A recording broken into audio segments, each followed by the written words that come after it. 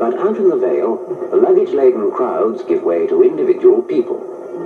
Perhaps someone like Mr. Barnes at Thornton Le Dale, who's been sending his prize rabbits to shows ever since anyone can remember.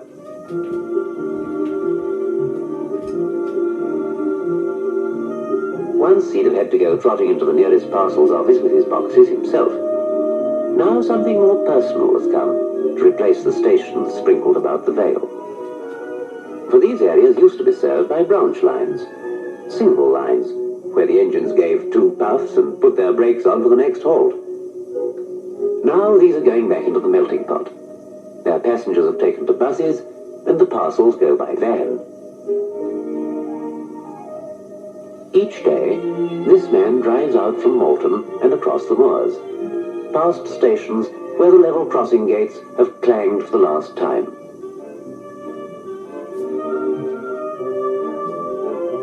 In these parts, they no longer hear the panting approach of steam engines.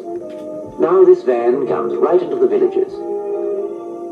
It brings their newspapers and carries their parcels back to the trains that go steaming in and out of York. At York Station, besides all the goods traffic, the afternoon always brings another rush of people. Some from the Vale aiming to be in London by 6:30, or perhaps businessmen from Middlesbrough who will be in Bristol before 9 o'clock. Now arriving at platform 40.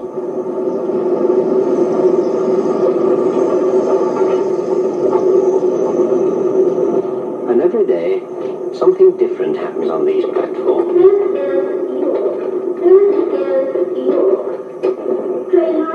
For while there's hundreds only asked to be switched about as fast as they can get, every now and again there's someone who can't cope with platform rushing and stair climbing, and we're ready for them too.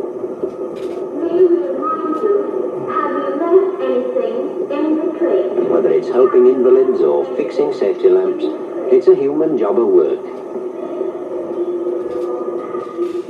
Aye, but you don't get human service just by asking.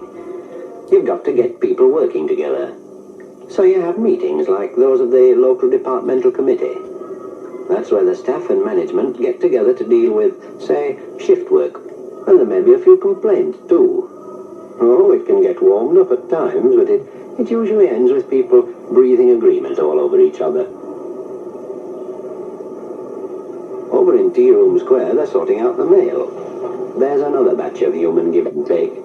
Sort through that lot, and you'll find a collection of real stories as varied as their destinations. It's the same with the booking office. They're not selling just tickets in this place. They're selling journeys to folk who are going to find a new job, or getting married, or joining their families, or leaving them. These lads can check tickets till they're blue in the face, and they'd better check 'em right too, or the passenger agent will be after 'em. But there's something that travels through each day that you can't put a price on. In this job, I suppose we all start by serving railways. But if we've any sense, we come to realize our transport job begins and ends by serving people.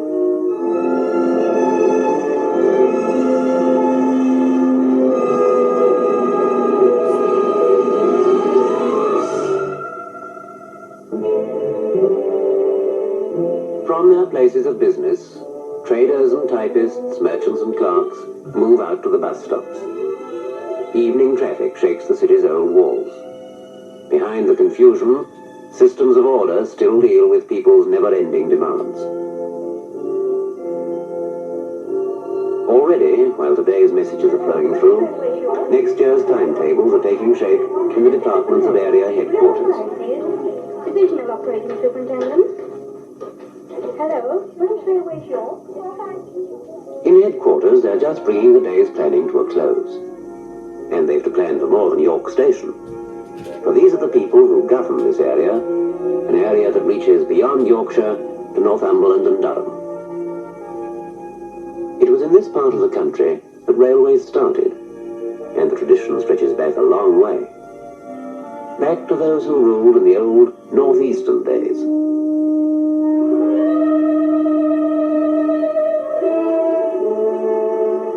And it goes back beyond them to George Stephenson, And George Hudson, the railway king who said, "Mac all railways come to York." And old Edward Pease, godfather of Stockton Railway. The tradition reaches back to its beginnings. Here in the Railways Museum in York, the old engines are stored. The old giants whose coming raised the signals for a new age. But to all those thousands who come to visit here, these are symbols now, monuments to those who built the railways. And though time has dimmed their fame, at bottom there's no break. The hand that hauled the lever now turns the switch. It's still the same humanity setting itself to learn a new path.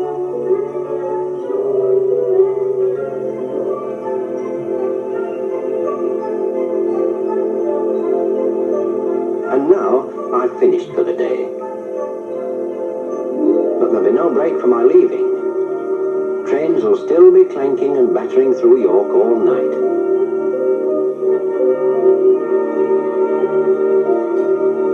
When I was at school, I recall they used to tell us that if you give a thing a shove and then leave off, the thing will still keep on going. Well, when I've given York Station my shove for the day, I reckon my chaps will keep it going all right till morning, so I can shove off myself.